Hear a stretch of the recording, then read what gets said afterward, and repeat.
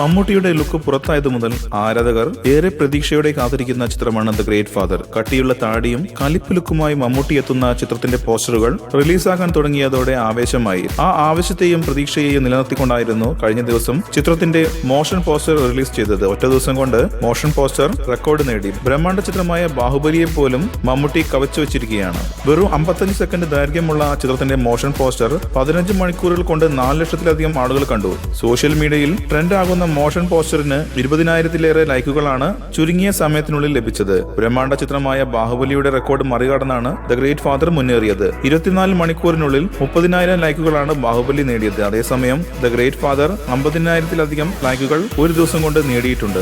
David Ninan എന്ന കേന്ദ്ര കഥാപാത്രത്തെയാണ് ചിത്രത്തിൽ മമ്മൂട്ടി അവതരിപ്പിക്കുന്നത്. സ്നേഹ മമ്മൂട്ടിയുടെ ഭാര്യയായും ബേബി അനിക മകളായും എത്തുന്നു. ആര്യ, മാളവിക തുടങ്ങിയവരാണ് ചിത്രത്തിലെ മറ്റ് പ്രധാന കഥാപാത്രങ്ങൾ.